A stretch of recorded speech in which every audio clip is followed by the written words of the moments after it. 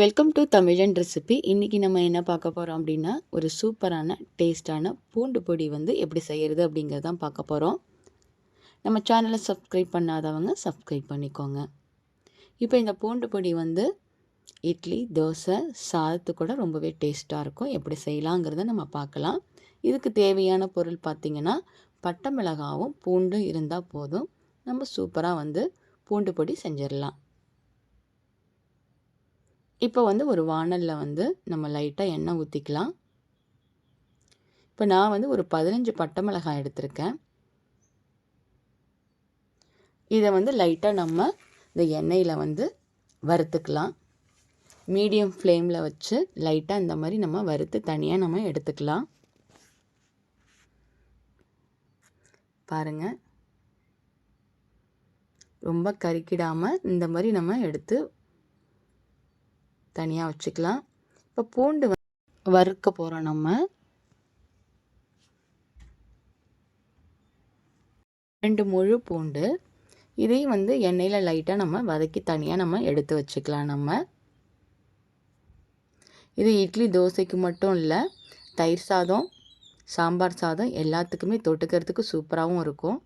இதை நம்ம மிக்சியில் ஃபஸ்ட்டு பட்டை மிளகாவை போட்டு நம்ம அரைக்க போகிறோம். கொஞ்சம் கொரகொரப்பாக நம்ம அரைச்சிக்கலாம். இது கூட நம்ம உப்பு போட்டு அரைச்சிக்கலாம். நம்ம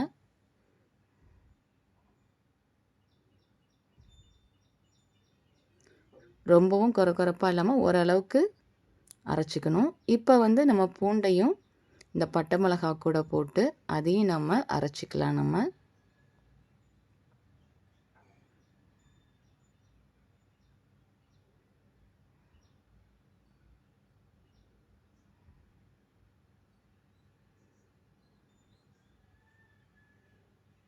இப்போ பூண்டையும் பட்டை மிளகாவையும் சேர்த்து நம்ம மிக்சியில் திரும்பவும் நம்ம அரைக்க போகிறோம்.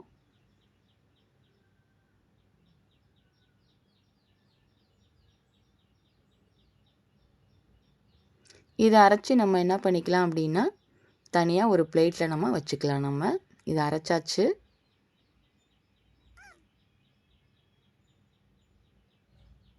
இதை தனியாக ஒரு பிளேட்டில் நம்ம வச்சுக்கலாம்.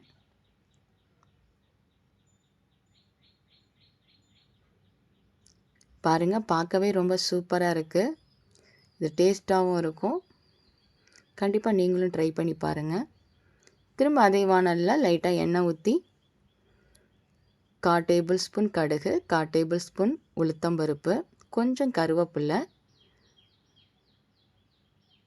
அது கூட நம்ம அரைச்சி வச்சுருக்கிறத இதை மிக்ஸ் பண்ணிக்கலாம். மீடியம் ஃப்ளேமில் வச்சுக்கலாம். நம்ம ஹை ஃப்ளேமில் வைக்க வேண்டாம்.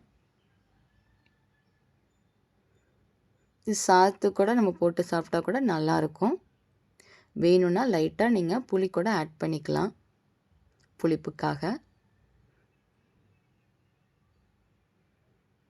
அவ்வளோதான், நம்ம எடுத்தாச்சு. இது தனி பிளேட்டில் நம்ம எடுத்து வச்சாச்சு. இப்போ நம்ம இட்லி, தோசை, சாதம் எல்லாத்துக்குமே ரொம்பவே சூப்பராக இருக்கும். கண்டிப்பாக நீங்களும் ட்ரை பண்ணி பாருங்கள். பிடிச்சிருந்தால் லைக் பண்ணுங்கள், ஷேர் பண்ணுங்கள், கமெண்ட் பண்ணுங்கள், சப்ஸ்கிரைப் பண்ணுங்கள் மறக்காமல்.